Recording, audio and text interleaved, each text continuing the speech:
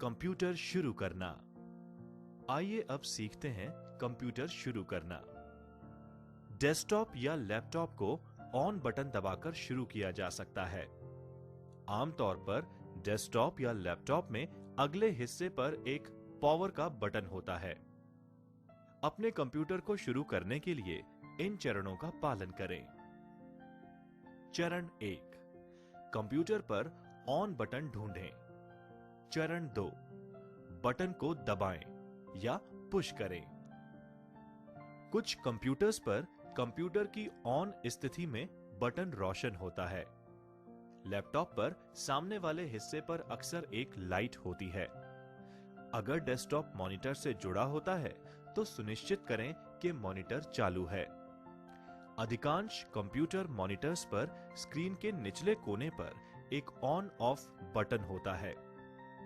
Monitor चालू होने पर बटन अक्सर हरे रंग की रोशनी से रोशन होता है। चरण 3, अब आपको कंप्यूटर पर लॉगिन करना होगा। यदि आप अपने कंप्यूटर के एकमात्र उपयोगकर्ता या यूजर हैं, तो इसके शुरू होने पर सीधे डेस्कटॉप पर पहुंच सकते हैं। यदि आप किसी सार्वजनिक कंप्यूटर का उपयोग कर रहे हैं, उदाहरण के लिए एक पुस्तकालय या साइबर कैफे में, तो आपको लॉगिन करने के तरीके के बारे में निर्देश दिए जाएंगे। यदि आप अपने कंप्यूटर को अन्य लोगों के साथ साझा कर रहे हैं, तो प्रत्येक उपयोगकर्ता का एक अलग लॉगिन खाता बनाया जाएगा। जब आप कंप्यूटर शुरू करते हैं, तो स्क्रीन कुछ इस तरह से दिखाई देगी। जब आप अपने नाम के ऊपर स्थित आइकन पर क्लिक करेंगे, तो आपको एक पासवर्ड के लिए कहा जाएगा।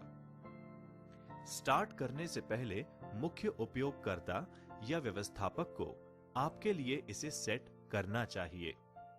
अपने पासवर्ड को टाइप करें और तीर पर क्लिक करें।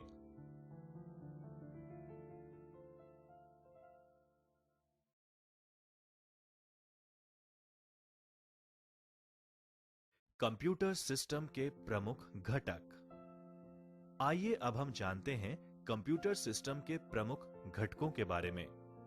कंप्यूटर सिस्टम में कई घटक होते हैं जो कंप्यूटर पर कार्य करने में सहायक होते हैं।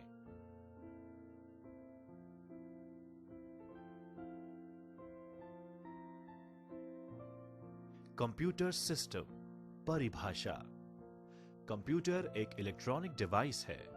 कंप्यूटर ऐसे उपकरणों से बने होते हैं जो डेटा को इनपुट करते हैं, प्रोसेस करते हैं एवं संग्रहित करते हैं और इच्छित स्वरूप में। डेटा का मतलब रॉ फैक्ट्स एंड फिगर्स है।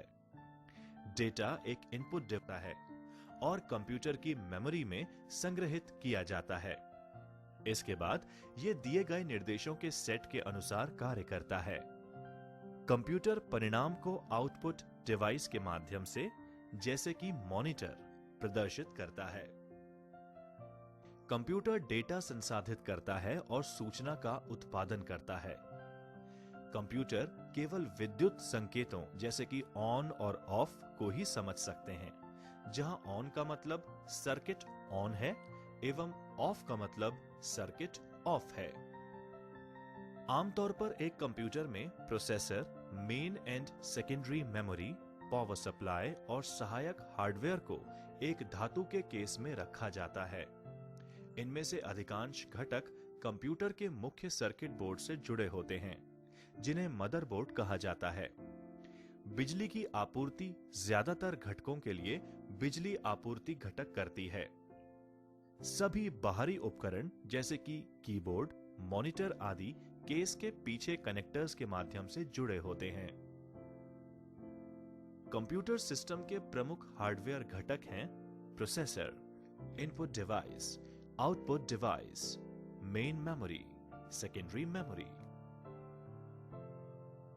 प्रोसेसर एक इलेक्ट्रॉनिक डिवाइस है जो सिलिकॉन वर्क का बना होता है एवं एक सिलिकॉन वर्क लाखों छोटे विद्युत भागों का बना होता है। एक प्रोसेसर में अरबों ट्रांजिस्टर हो सकते हैं। यह सिस्टम के भीतर मौलिक कंप्यूटिंग करता है और सीधे या परोक्ष रूप से अन्य सभी घटकों को नियंत्रित करता है। प्रोसेसर को कभी-कभी केंद्रीय प्रोसेसिंग यूनिट या सीपीयू भी कहा जाता है। Intel core i3, i5, i7, Xenon या स्पार्क प्रोसेसर।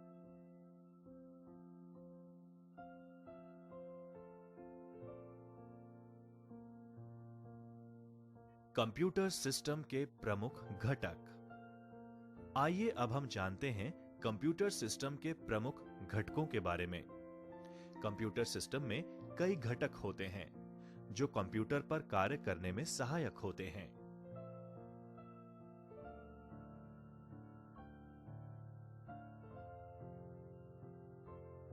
सॉफ्टवेयर घटक। आइए अब हम जानते हैं सॉफ्टवेयर घटक के बारे में।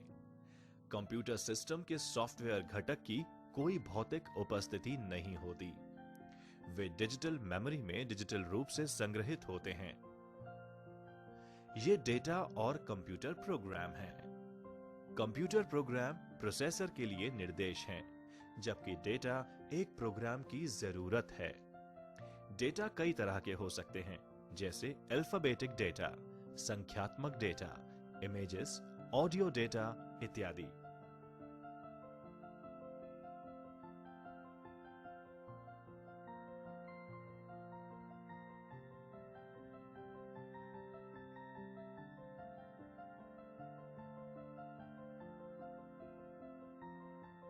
अब हम एक एक करके एक कंप्यूटर सिस्टम के सभी घटकों के बारे में जानेंगे। इनपुट डिवाइस के साथ शुरुआत करते हैं। सबसे अधिक इस्तेमाल किए जाने वाले इनपुट डिवाइस हैं कीबोर्ड, पॉइंटिंग उपकरण, स्कैनर और ऑडियो उपकरण जैसे माइक्रोफोन। इससे पहले कि हम इसके बारे में जानना शुरू करें, आइए रमेश और सुरेश के बीच की ये बातचीत सुन लें। हेलो रमेश। हाय सुरेश। तुम कहीं खोए हुए लग रहे हो, क्या हुआ? हाँ सुरेश, मैं इनपुट और आउटपुट डिवाइस में थोड़ा कंफ्यूज हूँ। तुम मेरी कुछ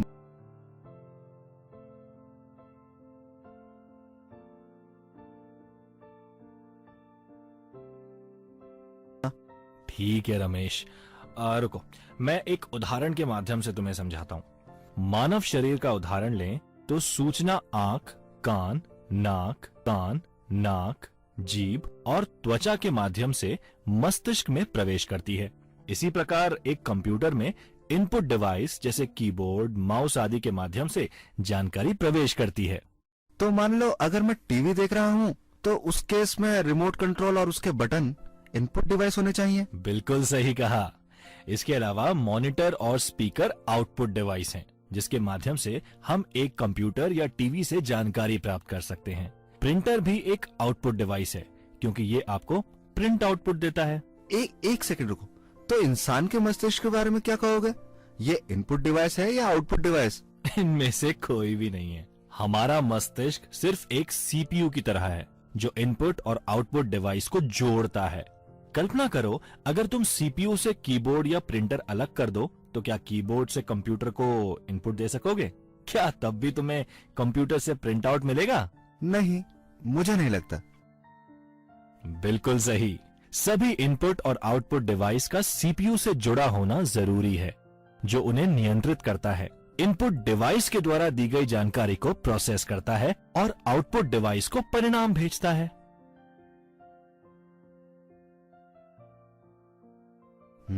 अब चीजें काफी समझ में आई हैं। शुक्रिया दोस्त।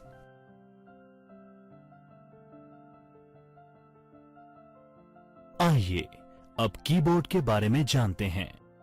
कीबोर्ड सबसे अधिक इस्तेमाल किए जाने वाला इनपुट डिवाइस है। ये एक टाइपराइटर जैसा उपकरण है, जो अक्षर, अंक और कमांड टाइप करने के लिए प्रयोग में लिया जाता है।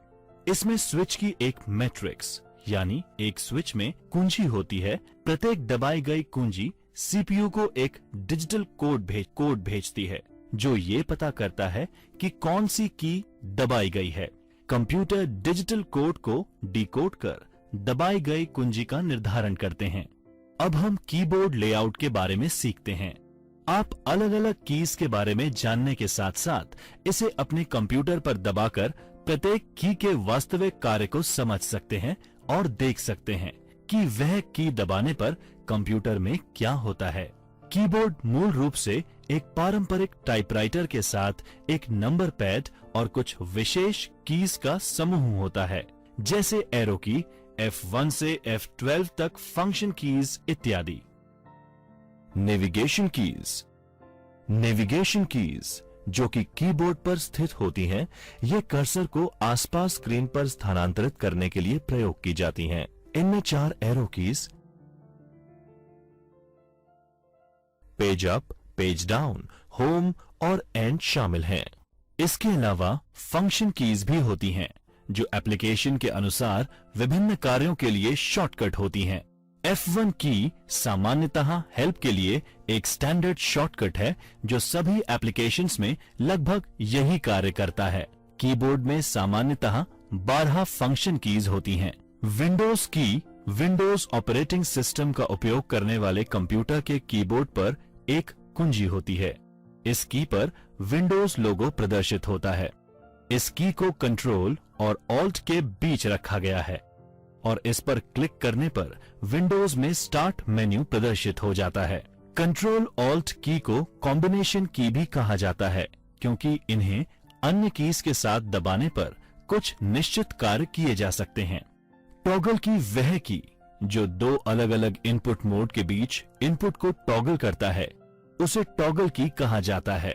ये एक लाइट स्विच के समान है, जिससे लाइट को ऑन या ऑफ किया जाता है। सबसे सामान्य टॉगल की में caps lock, num lock, scroll lock और इंसर्ट की सम्मिलित हैं। कैप्स और लोअर केस यानी छोटे अक्षर और अपर केस यानी कैपिटल अक्षर के बीच शब्दों को टॉगल करता है। नम लॉक इनपुट को लेटर और नंबर में टॉगल करता है। अब कीबोर्ड पर उपस्थित कुछ स्पेशल कीज पर एक नजर डालते हैं। विंडोज की से विंडोज में स्टार्ट मेन्यू प्रारंभ होता है। अन्य विशेष कुंजी में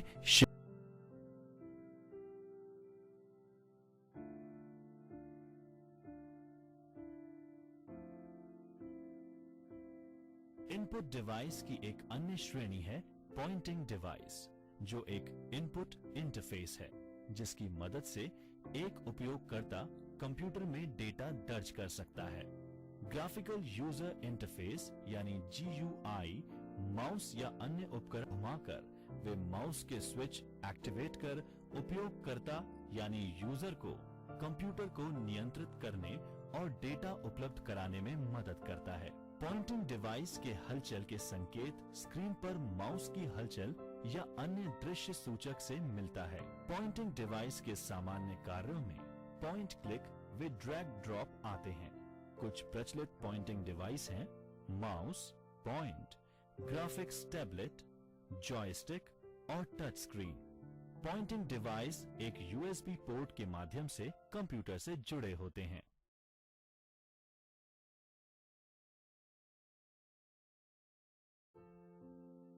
माउस सबसे लोकप्रिय पॉइंटिंग डिवाइस है। पहले माउस में एक बॉल होती थी, जो कि माउस के निचले भाग की सतह पर रोल होती थी। जैसे ही हम माउस को हिलाते हैं, उसमें मौजूद आंतरिक रोलर्स बॉल के मूवमेंट को सेंस करके माउस कॉर्ड यानी माउस केबल के माध्यम से कंप्यूटर को सूचना भेजते हैं।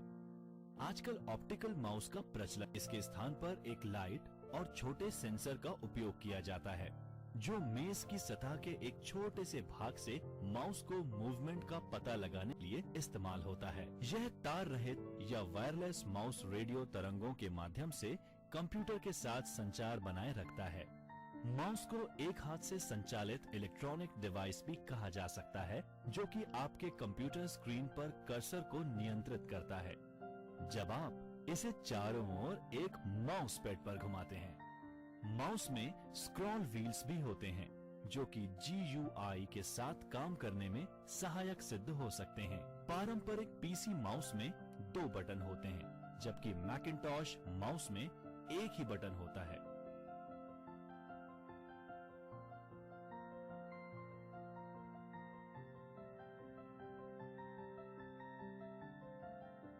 टच पैड छोटे, फ्लैट, आयताकार पॉइंटिंग डिवाइस होते हैं, जो दबाव और गति के प्रति संवेदनशील होते हैं।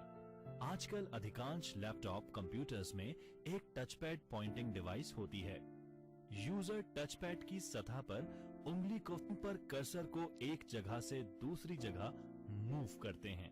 Left and right click button pad के नीचे स्थित होते हैं।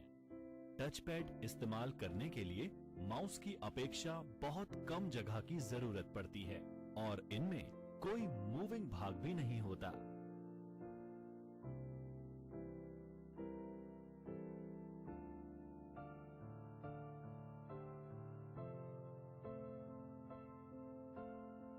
Track point.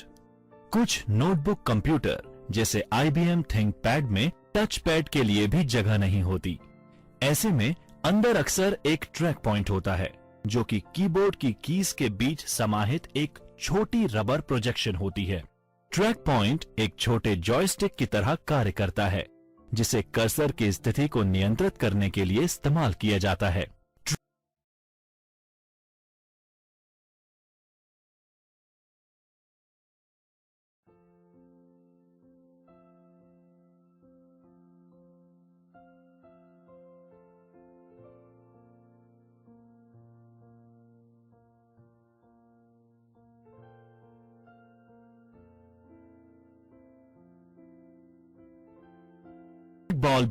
ट्रैक बॉल भी एक स्थिर पॉइंटिंग डिवाइस की तरह ही होता है जिसमें बॉल टॉप पर या साइड में स्थित होती है।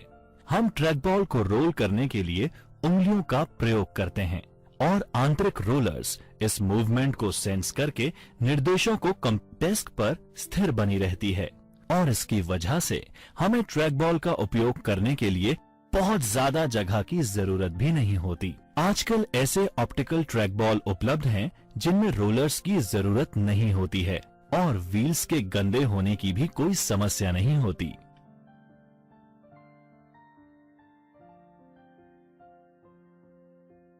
जॉयस्टिक भी पॉइंटिंग डिवाइस है जो अक्सर कंप्यूटर गेम और सिम्युलेटर में इस्तेमाल किया जाता है। जॉयस्टिक्स और खेल नियंत्रकों के विभिन्न प्रकार बाजार में उपलब्ध हैं।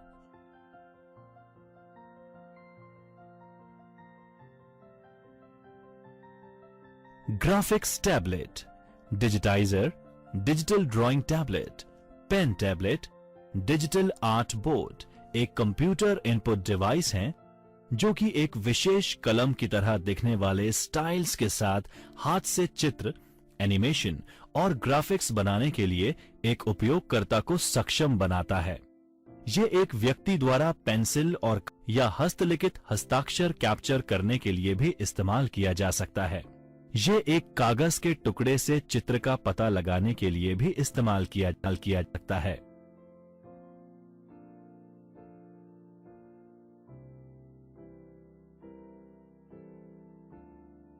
एक स्कैनर मुद्रित पृष्ठ या प्रिंटेड पेज ग्राफिक का डिजिटलीकरण करता है। उसको छोटे छोटे पिक्सेल्स वाली इमेज अलग अलग ब्राइटनेस एवं कलर के साथ में परिवर्तित करके कंप्यूटर को संचारित यानी ट्रांसमिट करता है। स्कैनर के 3 मुख्य प्रकार होते हैं: flat bed scanner, sheet fed scanner और हैंडहेल्ड स्कैनर।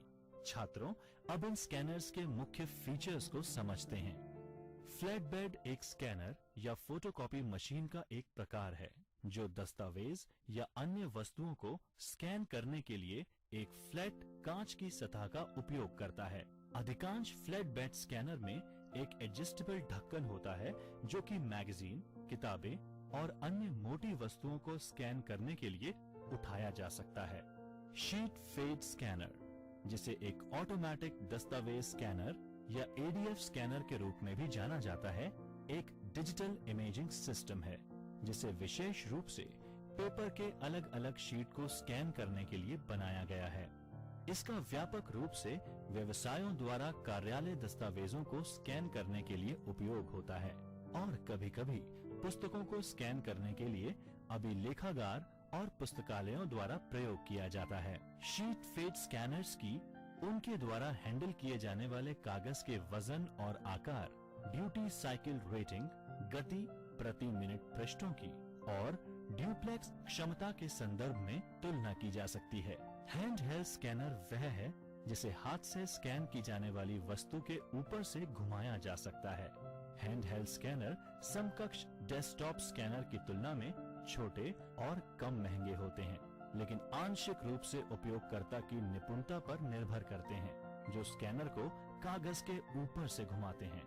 इन स्कैनर में ट्रे भी उपलब्ध होते हैं, जो कि स्कैनर को एक सीधी रेखा में चलने में मदद करते हैं। बारकोड अलग अलग मोटाई वाली लाइनों का एक सेट होता है, जो एक नंबर दर्शाते हैं। बारकोड रीडर बारकोड से डेटा इनपुट के लिए उपयोग किया जाता है। दुकानों में अधिकांश उत्पादों पर बारकोड होती है। आप किसी भी स्थानीय डिपार्टमेंटल स्टोर पर जाकर इसका साक्षात उदाहरण देख सकते हैं। बारकोड रीडर बारकोड की लाइनों पर प्रकाश की बीम डालता है और कितनी प्रकाश की मात्रा वापस रिफ्लेक्ट होती है, उसके आधार पर बारकोड का नंबर पढ़ता है। ऑप्टिकल रिकग्निशन डिवाइस अक्षर, अंक और कोड को पढ़ने के लिए प्रकाश स्रोत का उपयोग करता है और फिर उन्हें डिजिटल डेटा में बदल देता है। OCR, OMR और barcode reader optical recognition device के प्रकार हैं। OCR स्कैनर आपने अक्सर दुकानों या रिटेल स्टोर्स में देखा होगा, जिसमें स्कैनर प्रोडक्ट के अक्षर पढ़ लेता है। इसी तरह OMR स्कैनर मार्क्स को पढ़ता है। इसे प्राय परीक्षाओं की स्कोरिंग में इस्तेमाल किया जाता है, जैसे सेट, GRE, कैट इत्यादि।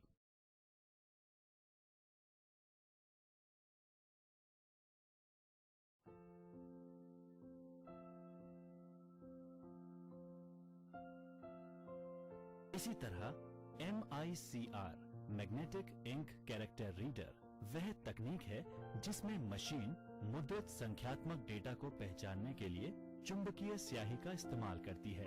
MICR रीडर कैरेक्टर का पता लगाकर उन्हें डिजिटल डेटा में परिवर्तित करते हैं। हालांकि ऑप्टिकल तरीकों OCR पुरानी MICR टेक्नोलॉजी की तरह जटिल है, पर चुंबकीय स्याही का अभिविका धड़ी को रोकने का कार्य करता है, क्योंकि एक फोटोकॉपी चेक को चुंबकीय स्याही के साथ प्रिंट नहीं किया जाएगा।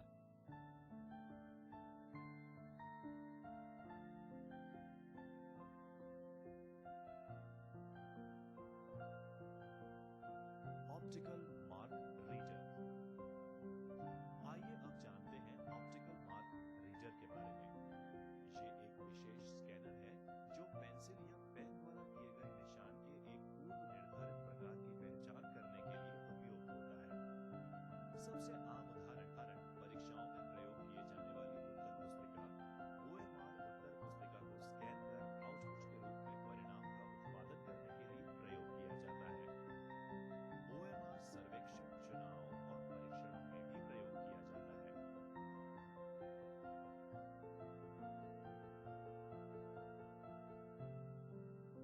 Optical character recognition. आइए अब जानते हैं ऑप्टिकल कैरेक्टर रिकग्निशन के बारे में। Optical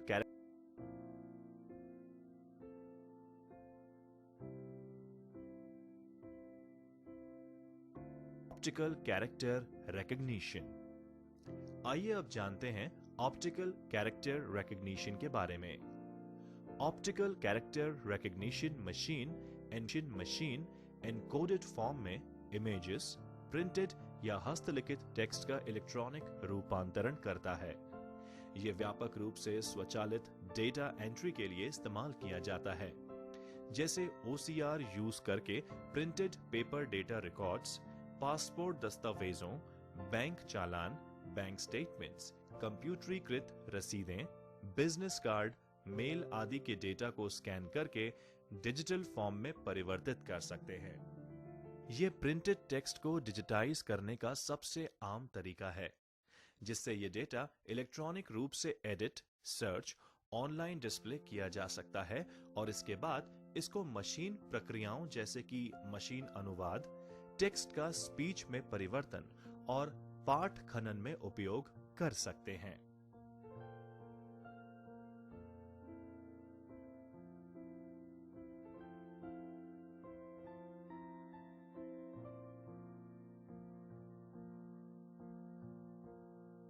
barcode reader. आइए अब जानते हैं बारकोड रीडर के बारे में। बारकोड एक वस्तु को मशीन द्वारा विशिष्ट रूप से पहचानने का एक तरीका है। हर एक ऑब्जेक्ट को विशिष्ट रूप से पहचानने के लिए एक कोड दिया जाता है, जिसे एक मशीन के द्वारा पढ़ा जा सकता है। मूल रूप से बारकोड को समानांतर लाइनों के बीच की दूरी एवं उनकी चौड़ाई में अंतर करके विशिष्टता दी जाती थी, लेकिन बाद में 2 आयामों में आयत, डॉट्स, षटकोण और अन्य ज्योमेट्रिकल आकारों में विकसित हुआ। यह विशेष रूप से शॉपिंग मॉल एवं डिपार्टमेंटल स्टोर में क्विक बिलिंग और सूची प्रबंधन के लिए उपयोग किया जाता है।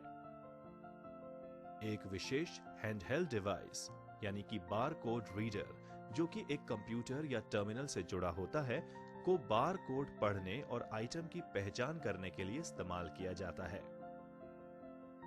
कैश मेमोरी मुख्य मेमोरी से तेज होती है। यह मुख्य मेमोरी की तुलना में कम समय का उपयोग करती है। यह अस्थायी उपयोग के लिए डेटा स्टोर करती है। यह ऐसे प्रोग्राम को संग्रहित करती है जो छोटी अवधि के लिए संग्रहित किया जा सकता है। कैश मेमोरी की कुछ सीमाएं भी हैं। कैश मेमोरी की सीमित क्षमता होती है। यह बहुत महंगी होती है।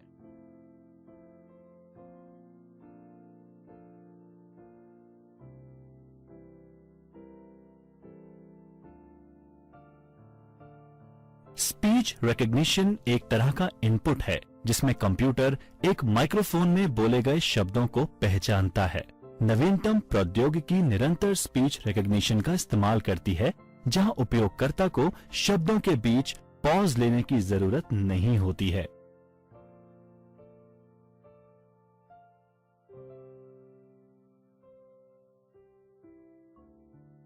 वेबकैम एक वीडियो कैमरा होता है जो रियल टाइम में कंप्यूटर से कंप्यूटर नेटवर्क तक इमेज या चित्रों को फीड करता है या स्ट्रीमिंग करता है। जब कंप्यूटर से वीडियो स्ट्रीम कैप्चर की जाती है, उसे कंप्यूटर पर सेव करके देखा जा सकता है, दूसरे से सकता है, जैसे इंटरनेट या ईमेल के साथ अटैचमेंट के रूप में। एक दूरस्थ स्थान के लिए भेजा गया वीडियो स्ट्रीम उस कंप्यूटर पर सेव किया जा सकता है, डाउनलोड करके देखा जा सकता है या कहीं और भी भेजा जा सकता है। एक आईपी कैमरा जो ईथरनेट या वाईफाई का उपयोग करके कंप्यूटर से जुड़ता है, के विपरीत एक वेबकैम आमतौर पर एक यूएसबी या इसी तरह के किसी अन्य या लैपटॉप अथवा कंप्यूटर हार्डवेयर में इनबिल्ट आता है।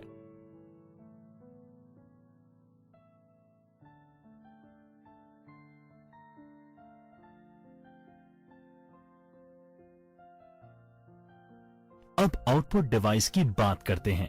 आउटपुट एक कंप्यूटर जनित जानकारी होती है जो स्क्रीन पर प्रदर्शित की जाती है और कागज पर प्रिंट की जाती है या मशीन पढ़ सके ऐसे फॉर्म में जैसे डिस्क और टेप। आउटपुट डिवाइस परिधीय उपकरण होते हैं जो हमें कंप्यूटर द्वारा संसाधित या प्रोसेस डेटा देखने अथवा सुनने के लिए सक्षम बनाते हैं। आउटपुट ऑडियो या वीडियो कुछ भी हो, ग्राफिक्स और वीडियो शामिल होते हैं। ऑडियो आउटपुट में ध्वनि, आउटपुट डिवाइस में मॉनिटर, प्रिंटर और स्पीकर आते हैं। आइए अब हम उन्हें एक एक करके प्रत्येक के बारे में समझते हैं।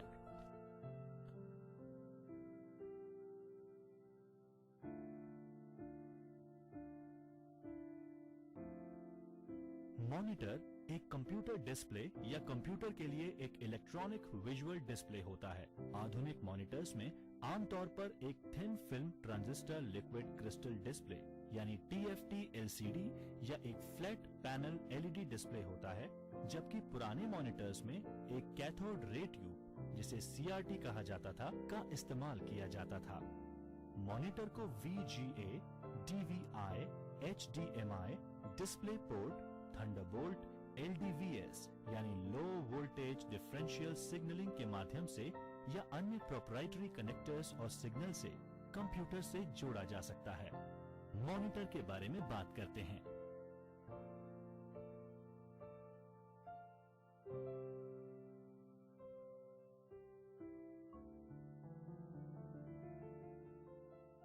CRT यानी कैथोड रे ट्यूब ऐसे कंप्यूटर मॉनिटर पर या टीवी में एक डिस्प्ले स्क्रीन के रूप में एक वैक्यूम ट्यूब का इस्तेमाल होता है।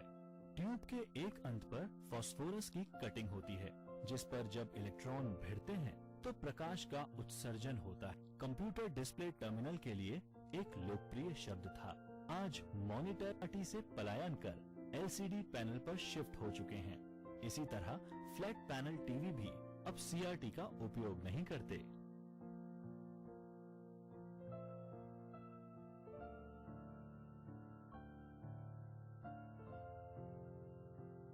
एक फ्लैट पैनल मॉनिटर आमतौर पर कंप्यूटर, टैबलेट, स्मार्टफोन या टीवी से आउटपुट को दिखाने के लिए एक LCD यानी लिक्विड क्रिस्टल डिस्प्ले स्क्रीन का उपयोग करता है।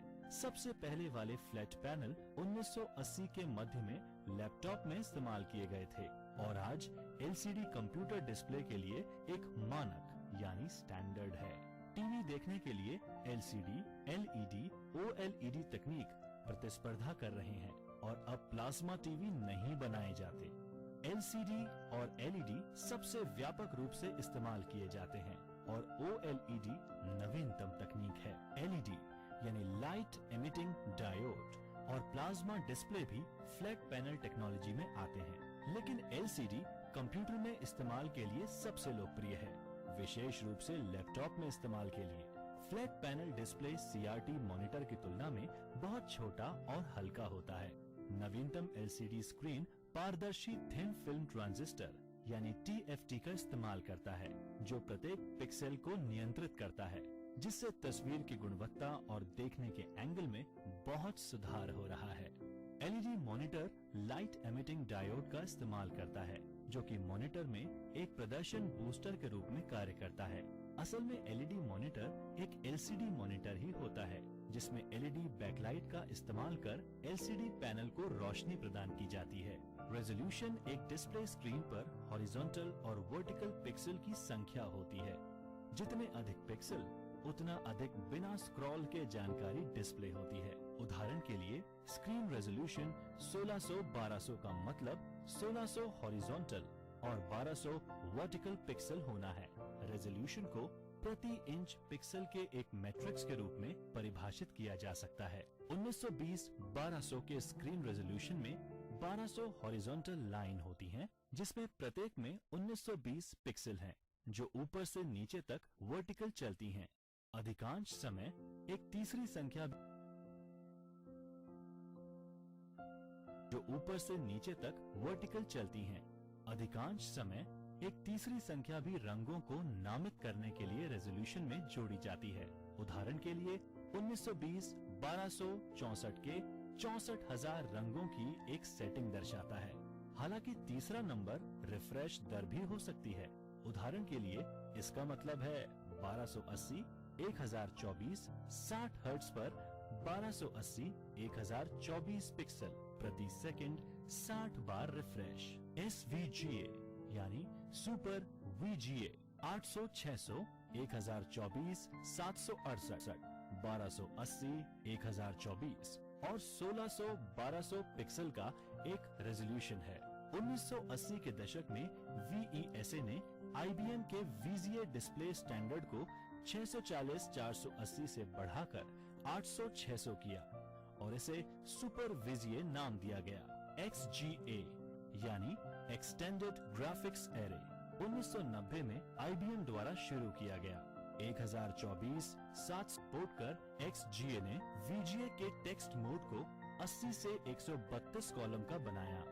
XGA बाद में बिना इंटरलेस के और 64 के रंग के रेजोल्यूशन में सुधारा गया।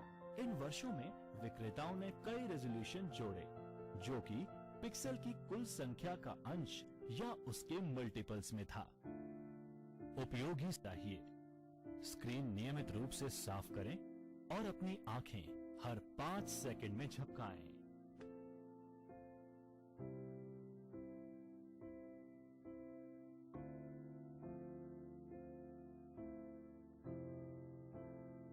प्रिंटर वह डिवाइस है जो कि कंप्यूटर आउटपुट को प्रिंट में परिवर्तित करता है। प्रिंटर एक स्थायी पठनीय प्रारूप में जानकारी देते हैं, जिसे हार्ड कॉपी भी कहा जाता है। आमतौर पर आउटपुट एक कागज पर छपता है। प्रिंटर आउटपुट की गुणवत्ता DPI यानी मापा जाता है। प्रिंटर को मोटे तौर पर इम्पैक्ट और नॉन इम्पैक्ट प्रिंटर में वर्गीकृत किया जा सकता है।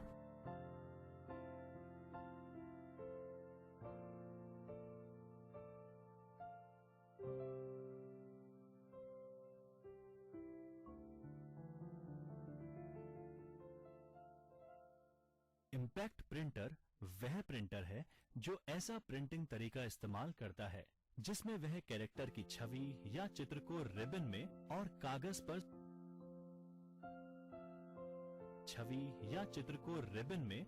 कागज पर स्ट्रोक के माध्यम से प्रिंट करता है। इम्पैक्ट प्रिंटर दो प्रकार के होते हैं, कैरेक्टर प्रिंटर और line printer.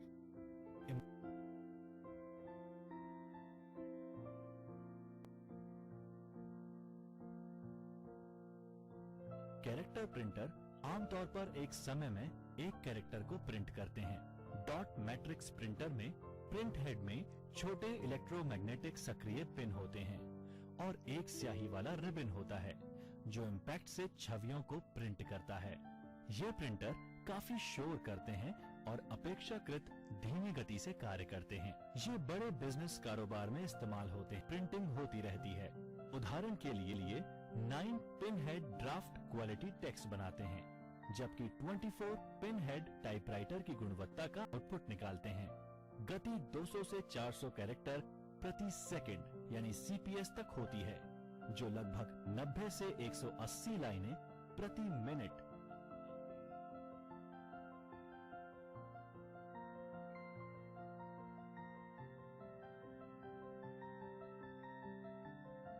Line matrix printer एक समय में एक पूरी लाइन प्रिंट करते हैं। परंपरागत रूप से लाइन प्रिंटर चॉन प्रिंटर और ड्रम प्रिंटर के रूप में होते थे। प्रिंटर के ये प्रकार एक प्रिंट हेड का इस्तेमाल करते हैं जिसमें पिन होती है जो इलेक्ट्रोमैग्नेटिक तंत्र द्वारा प्रिंटर हेड और पेपर के बीच रखे रिबन पर स्ट्राइक करती है, जहां आउटपुट प्रिंट होता है। उनकी गति प्रिंटिंग प्रॉपर्टीज के प्रकार पर निर्भर करती है और प्रति मिनट 200 से 2000 लाइनों तक होती है।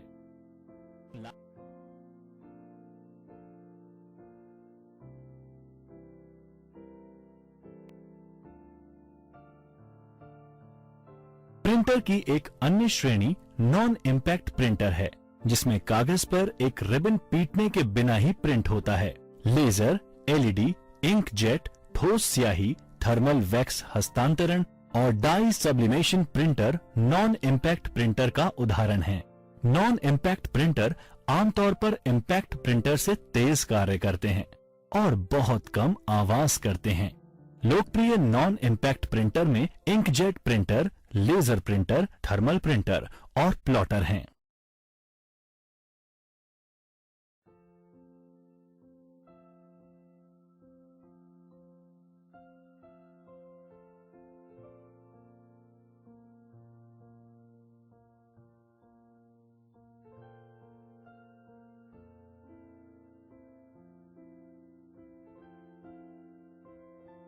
लेकिन एक काले रंग का कंपोजिट निकालते हैं जो कि अक्सर गंदा होता है। 4 रंग वाले इंकजेट CMYK शुद्ध काले रंग की प्रिंटिंग के लिए काली स्याही का उपयोग करते हैं। घर पर उपयोग के लिए सबसे आम प्रकार का प्रिंटर कलर इंकजेट प्रिंटर है। ये प्रिंटर प्रिंट सिरे से स्याही की छोटी बूंदों का छिड़काव कर पेज की छवि बनाते हैं। प्रिंटर को कलर इमेज प्रिंट करने के लिए स्याही के कई रंगों की जरूरत पड़ती है। ये प्रिंटर अपेक्षाकृत सस्ते होते हैं, लेकिन कंज्यूमेबल वस्तुओं की लागत लंबे समय में संचालन को महंगा बनाता है। आज लगभग सभी इंकजेट प्रिंटर कलर आउटपुट निकाल सकते हैं।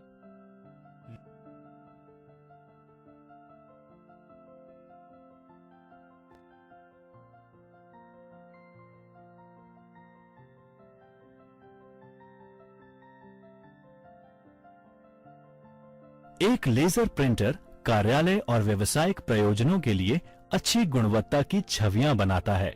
एक फोटो सेंसिटिव मटेरियल द्वारा कोटेड ड्रम को चार्ज किया जाता है और फिर छवि एक लेजर या LED द्वारा इस पर छापी जाती है। उसके बाद ड्रम टोनर के अंदर रोल करता है। टोनर कागज पर जमा किया जाता है और फिर गर्मी से कागज में जोड़ा जाता है। अधिकांश लेजर प्रिंट एक लेजर प्रिंटर कार्यालय और व्यावसायिक प्रयोजनों के लिए अच्छी गुणवत्ता की छवियां बनाता है। एक फोटो सेंसिटिव मटेरियल द्वारा कोटेड ड्रम को चार्ज किया जाता है और फिर छवि एक लेजर या एलईडी द्वारा इस पर छापी जाती है। उसके बाद टोनर कागज पर जमा किया जाता है और फिर गर्मी से कागज में जोड़ा जाता है। अधिकांश लेजर प्रिंटर मोनोक्रोम यानी केवल एक रंग काला होते हैं, लेकिन महंगे लेजर प्रिंटर जिसमें कई रंग के टोनर कार्ट्रिज होते हैं मल्टी कलर आउटपुट प्रिंट कर सकते हैं। ये प्रिंटर इंकजेट प्रिंटर से अधिक तेजी से कार्य करते हैं। उनकी गति पेज प्रति मिनट यानी पीपीएम में मापी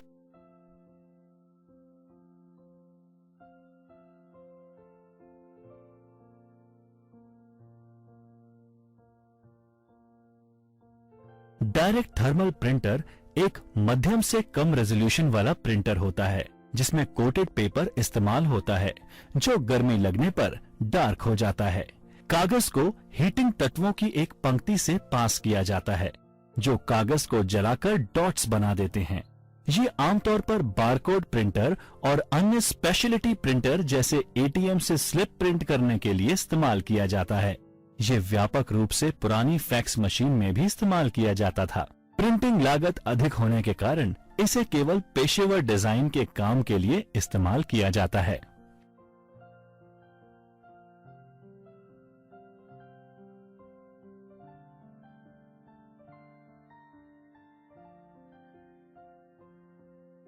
प्लॉटर उच्च गुणवत्ता वाले वेक्टर ग्राफिक्स यानी engineering, drawing, building plan, circuit diagram आदि कंप्यूटर के नियंत्रण में प्रिंट करने के लिए उपयोग किया जाता है। वे इंक पेन या इंक जेट का उपयोग ग्राफिक्स या चित्र बनाने के लिए करते हैं।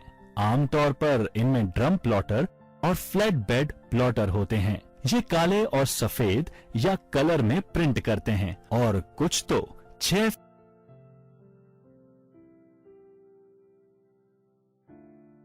फीट चौड़े कागज पर भी प्रिंट कर सकते हैं। क्या आप जानते हैं पोर्ट्रेट ओरिएंटेशन में एक प्रिंटआउट की लंबाई ज्यादा होती है जिसमें जानकारी कागज के कम चौड़ाई वाले भाग में छपती है। इसके विपरीत लैंडस्केप प्रिंटआउट की चौड़ाई ज्यादा होती है।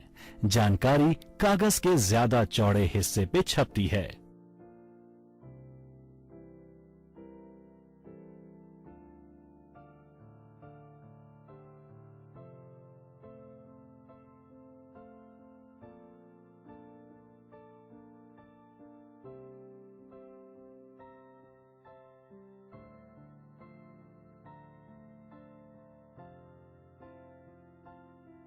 भी आउटपुट डिवाइस है जो एनालॉग ऑडियो सिग्नल्स को सुनने लायक बनाने के लिए उसे हवा कंपन में बदलते हैं।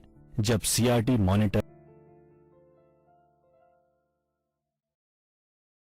स्टैंडर्ड थे तब कंप्यूटर के लिए डिजाइन किया गया स्पीकर सीआरटी के चुंबकीय तार के साथ चुंबकीय हस्तक्षेप से बचने के लिए शील्ड किया जाता था। स्पीकर मल्टीमीडिया कंप्यूटर का एक हिस्सा होता है। स्पीकर में एम्पलीफायर होते हैं जो ध्वनि उत्पन्न करने के कंपन करते हैं और ऑडियो आउटपुट देते हैं।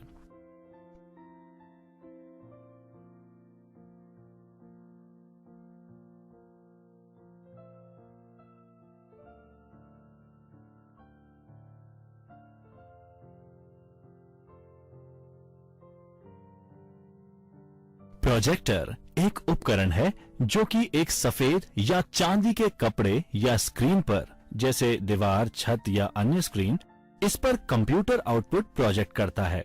ये व्यापक रूप से शिक्षा और स्लाइड प्रेजेंटेशन के लिए उपयोग किया जाता है। प्रोजेक्टर मुख्य रूप से फिल्में प्रदर्शित करने के लिए तैयार किए गए हैं। लोगों की एक बड़ी संख्या को कंप्यूटर आउटपुट दिखाने के लिए मल्टीमीडिया प्रोजेक्टर का इस्तेमाल किया जाता है। ये प्रेजेंटेशन दिखाने और कॉर्पोरेट बैठकों के लिए कक्षाओं और ऑडिटोरियम में प्रयोग किया जाता है।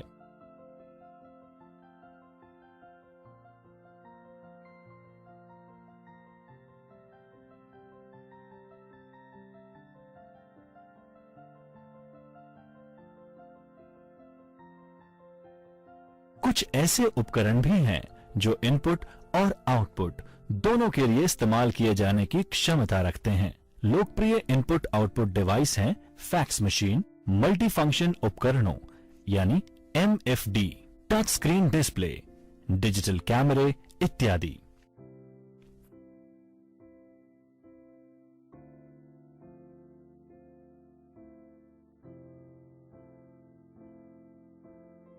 फैक्स मशीन एक दस्तावेज को शून्य और एक की एक श्रृंखला, जिसे बिटमैप के नाम से भी जाना जाता है, में परिवर्तित करता है, जिसे सामान्य कंप्यूटर डेटा की तरह स्थानांतरित किया जा सकता है। रिसीवर साइट पर एक फैक्स मशीन शून्य और एक की श्रृंखला को पुनः डॉट्स में तब्दील करता है और तस्वीर बनाता है। इस प्रकार ये दोनों इनपुट और आउटपुट डिवाइस के रूप में कार्य करते हैं।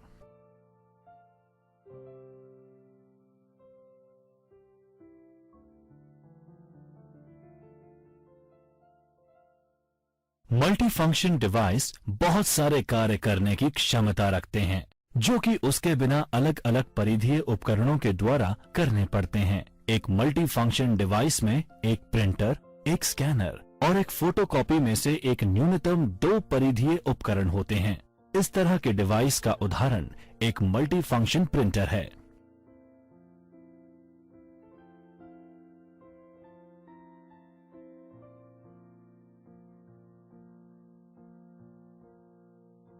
मोडेम एक उपकरण है जो टेलीफोन लाइन पर प्राप्त एनालॉग संकेतों को डिजिटल संकेत में बदलता है, जो कि एक कंप्यूटर के लिए इनपुट के रूप में इस्तेमाल किया जा सकता है। इसी तरह ये एक कंप्यूटर से प्राप्त जानकारी को बदलकर टेलीफोन लाइनों पर पहुंचाता है।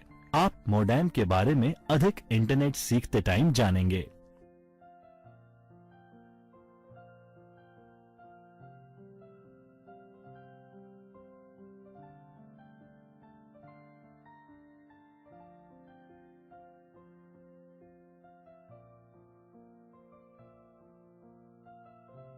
एक कंप्यूटर मेमोरी एक मानव मस्तिष्क की तरह ही होती है।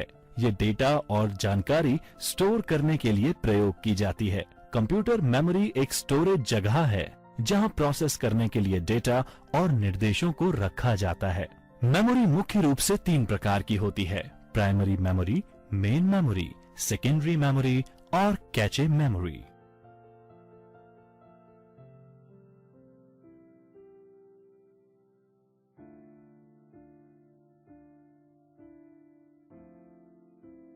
कैचे मेमोरी, जिसे सीपीयू कैचे भी कहा जाता है, एक मेमोरी बैंक है जो मुख्य स्मृति और प्रोसेसर के बीच ब्रिज का काम करता है।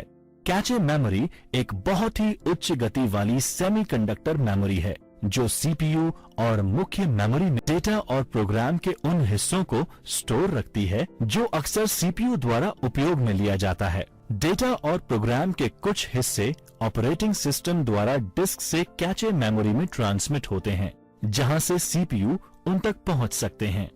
निर्देश और डेटा लुक अहेड एल्गोरिथम का उपयोग कर कैश लाइन कहे जाने वाले फिक्स ब्लॉक में मुख्य मेमोरी से कैश में स्थानांतरित किए जाते हैं।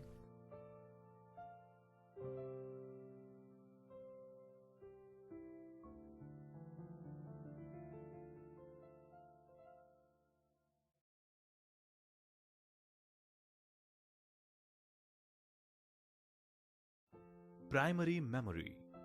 आइए अब जानते हैं कंप्यूटर की प्राइमरी मेमोरी के बारे में।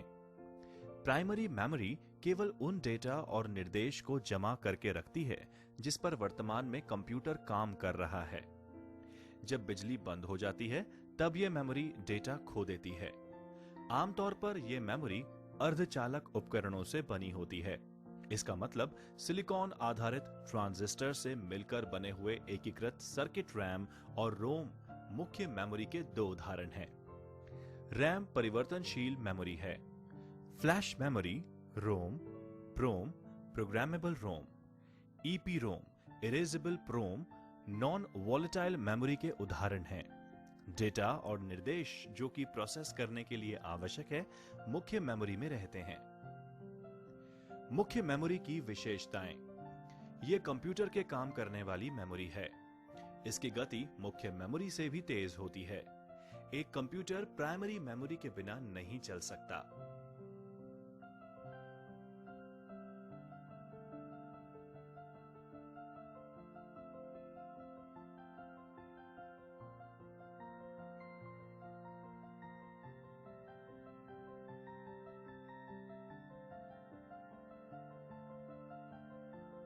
रैम यानी रैंडम एक्सेस मेमोरी किसी भी कंप्यूटर, स्मार्टफोन या टैबलेट की मुख्य मेमोरी है।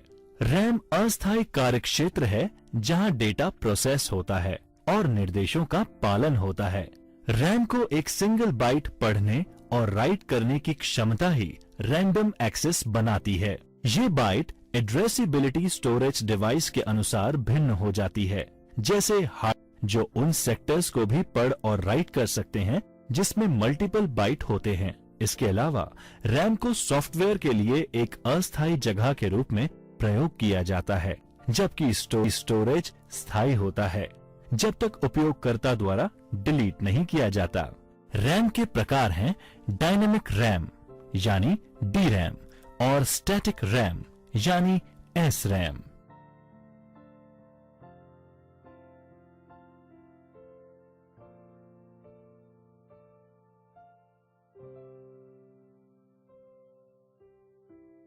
रोम रीड ओनली मेमोरी एक मेमोरी चिप है जो कि स्थायी रूप से निर्देश और डेटा स्टोर करते हैं। स्टोर की जाने वाली सामग्री चिप निर्माण की प्रक्रिया के अंतिम चरण में मास्किंग बनाई जाती है और इसे बदला नहीं जा सकता।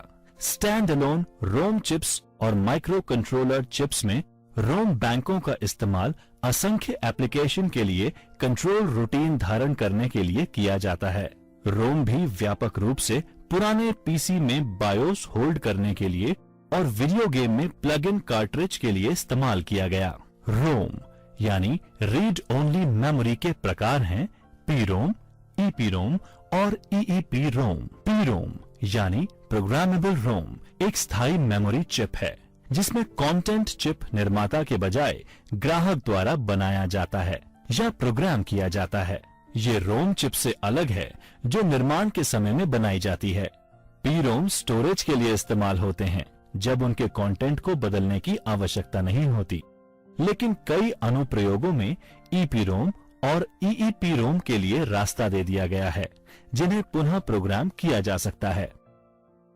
ईपीरोम यानी इरेजेबल प्रोग्रामेबल रोम एक रीराइटेबल मेमोरी चिप है जो कि बिना पावर या बिजली अपना कंटेंट स्टोर कर सकती है। ईपीरोम चिप्स को सर्किट बोर्ड पर रखे जाने से पहले एक बाहरी प्रोग्रामिंग डिवाइस पर लिखा जाता है। चिप को एक महंगी चीनी मिट्टी से बने चिप पैकेज की आवश्यकता होती है जिसमें एक छोटी सी क्वार्ट्ज विंडो होती है जो अपारदर्शी चिपचिपे टेप के साथ कवर की जाती है। पुनः प्रोग्रामिंग के लिए चिप को सर्किट बोर्ड से निकाला जाता है, टेप निकाल दिया जाता है और इसे लगभग 20 मिनट के लिए एक अल्ट्रा वायलेट यानी यूवी प्रकाश के नीचे रखा जाता है। ईईपी रोम यानी इलेक्ट्रिकली इरेजेबल प्रोग्रामेबल रोम एक रीराइटेबल मेमोरी चिप है जो बिना पावर या बिजली के बिना अपना कंटेंट रखती है। ईईपी रोम राइट स्तर पर बिट या बाइट एड्रेसेबल होते हैं, जिसका मतलब है फिर से डेटा राइट करने से पहले बिट या बाइट को मिटाना जरूरी होता है। फ्लैश मेमोरी में जो ईईपी रोम से विकसित हुआ और वास्तुकला में लगभग समान है, डेटा राइट करने से पहले बाइट के पूरे ब्लॉक को मिटाना होता है। इसके अलावा ईईपी रोम आमतौर पर निर्देश और डेटा की छोटी मात्रा को स्टोर करने के लिए इस्तेमाल होते हैं, जबकि फ्लैश मेमोरी मॉड्यूल गीगाबाइट में डेटा स्टोर कर सकते हैं। इसीलिए डिजिटल कैमरे के स्टोरेज और हार्ड डिस्क रिप्लेसमेंट में इस्तेमाल किए जाते हैं।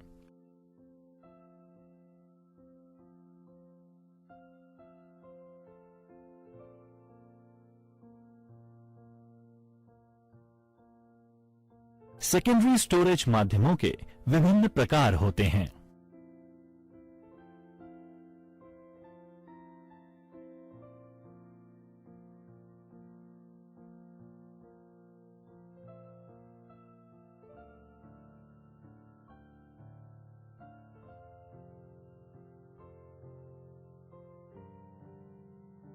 Hard disk drive. आइए अब जानते हैं कंप्यूटर की हार्ड डिस्क के बारे में, जो कि सेकेंडरी मेमोरी होती है।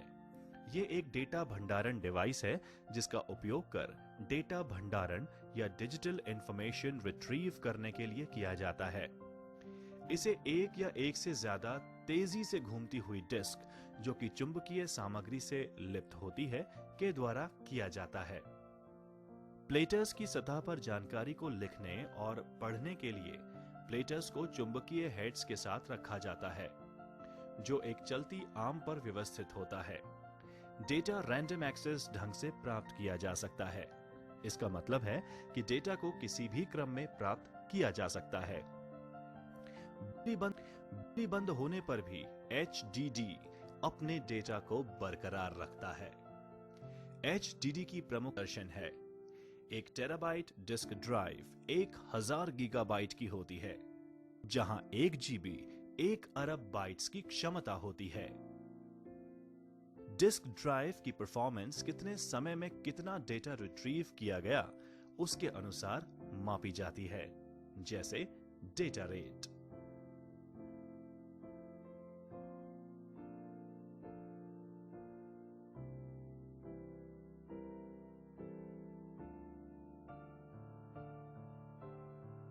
Optical disc. सभी ऑप्टिकल डिस्क वृत्ताकार थाली के आकार की होती हैं। ये अलग अलग आकार और भंडारण क्षमता में आती हैं। सबसे लोकप्रिय ऑप्टिकल डिस्क है WORM वॉर्म, यानी DVD और blu ray disc.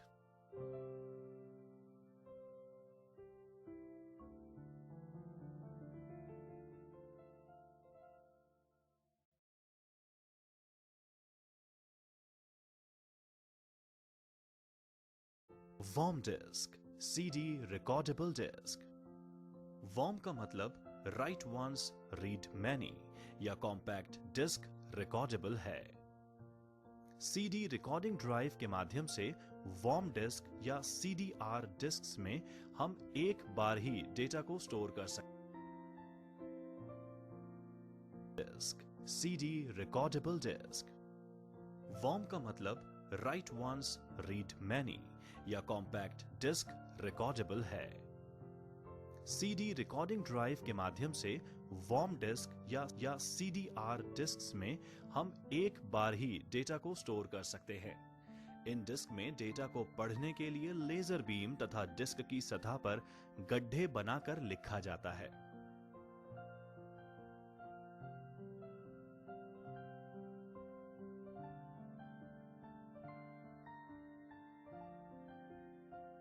Compact disc read write, ये वॉर्म डिस्क के समान है, लेकिन आप इसमें सूचनाएं कई बार मिटा और लिख सकते हैं।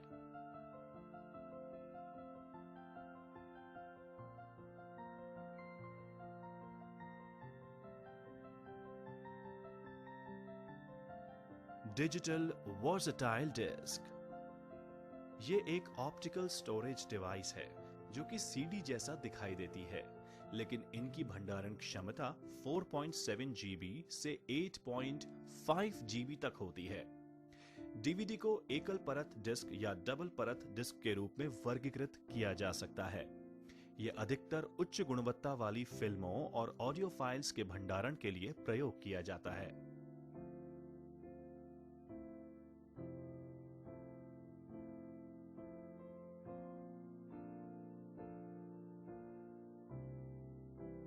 ब्लू रे डिस्क, ये भविष्य में मौजूदा DVD की जगह ले सकती है। ये डिस्क भी अतिरिक्त क्षमता, उच्च घनत्व डेटा स्टोर करने के साथ रिकॉर्डिंग के लिए लेजर बीम का उपयोग करती है। इसकी भंडारण क्षमता 50 GB से 500 GB है।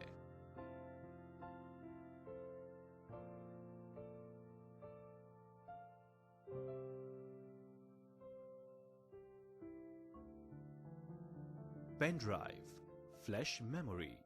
ये एक छोटा सा पोर्टेबल डिवाइस जो USB पोर्ट के माध्यम से एक कंप्यूटर से जुड़ सकता है।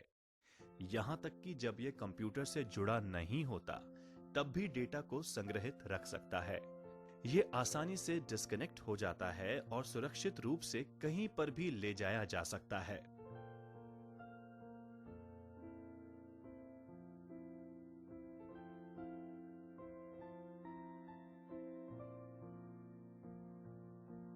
स्मार्ट मीडिया कार्ड, ये इन दिनों डिजिटल कैमरे के इस्तेमाल में सबसे लोकप्रिय है और एक पोर्टेबल क्रेडिट कार्ड की तरह है।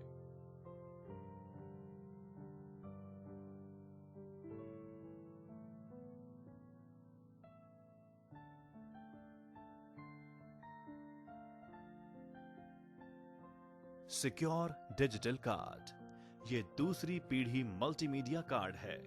इसमें डेटा को लॉक और रक्षा करने की क्षमता है।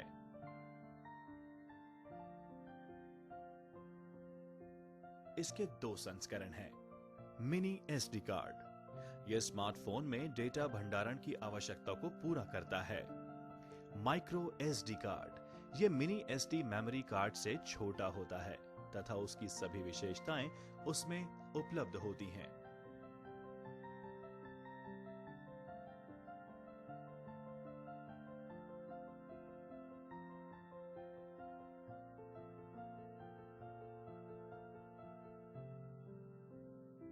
विंडोज 10 में कंप्यूटर सिस्टम कॉन्फ़िगरेशन की जांच करना। आइए सीखते हैं विंडोज 10 में कंप्यूटर सिस्टम कॉन्फ़िगरेशन की जांच करना। विंडोज 10 में कंप्यूटर सिस्टम की जानकारी जैसे ऑपरेटिंग सिस्टम, प्रोसेसर विवरण, रैम और अन्य विशिष्टताओं को कई तरीकों से देखा जा सकता है।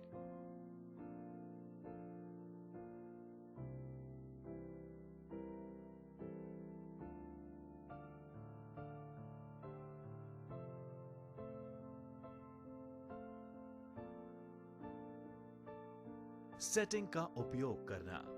आइए सीखते हैं सेटिंग्स का उपयोग करना।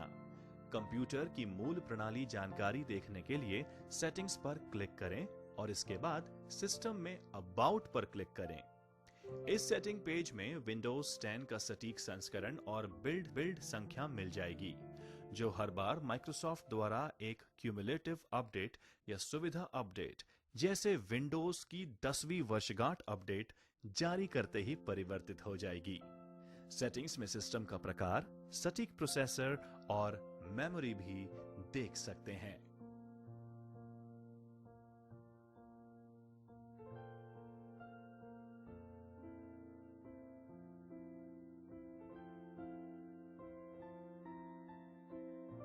सिस्टम सूचना का उपयोग करना।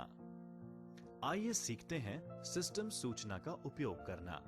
सिस्टम इंफॉर्मेशन सबसे अच्छे टूल्स में से एक है, जिसका उपयोग कंप्यूटर की संपूर्ण प्रणाली विशिष्टताओं को देखने के लिए किया जा सकता है। सिस्टम इंफॉर्मेशन खोलने के लिए ये करें।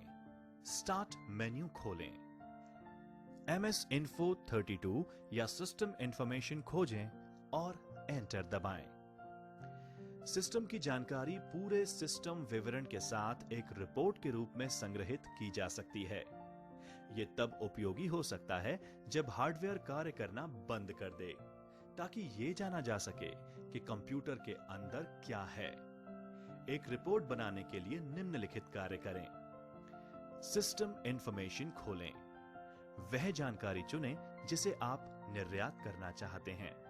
उदाहरण के लिए, यदि सिस्टम समरी का चयन करते हैं तो सिस्टम की जानकारी के हर हिस्से को निर्यात कर सकते हैं। हालांकि यदि केवल कंप्यूटर के ग्राफिक कार्ड विवरणों को निर्यात करना चाहते हैं तो केवल डिस्प्ले का चयन कर सकते हैं। फाइल पर क्लिक करें, एक्सपोर्ट पर क्लिक करें। फाइल को सेव करने के लिए स्थान को ब्राउज करें, एक वर्णनात्मक नाम दर्ज करें और कार्य को पूरा करने के लिए सेव पर क्लिक करें। रिपोर्ट एक टेक्स्ट फाइल में उपलब्ध होती है, जिसे किसी भी टेक्स्ट व्यूअर के साथ खोल सकते हैं, यहां तक कि स्मार्टफोन पर भी।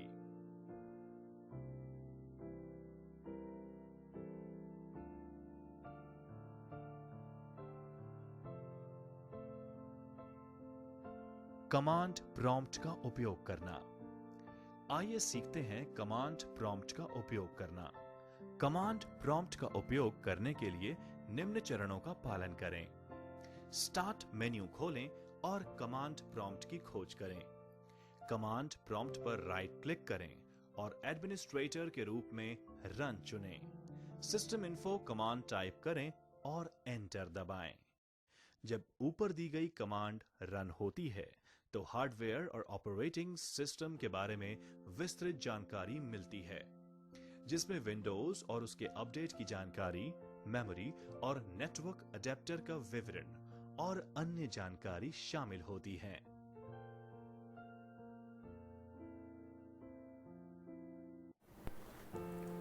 फ्रेंड्स, आई होप आपने कंप्लीट ऑडियो वीडियो कंटेंट देखा होगा। अब इस वीडियो में कवर किए गए सभी टॉपिक्स ई बुक के फॉर्मेट में आप सभी के सामने स्क्रीन पर नज़र आ रहे होंगे।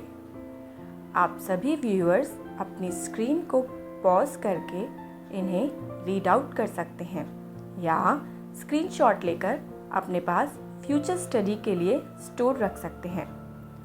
फ्रेंड्स, हर चैप्टर के लास्ट पेज पर चैप्टर से रिलेटेड कुछ MCQs भी दिए गए हैं, जिन्हें आपको करेक्ट आंसर के साथ लर्न भी करना है।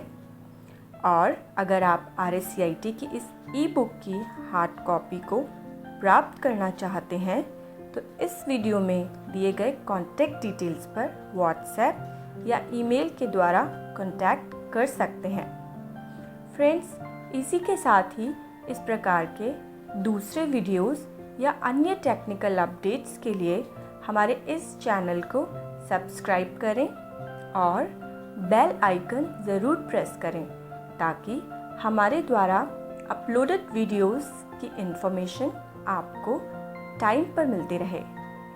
Thank you, all the best and take care.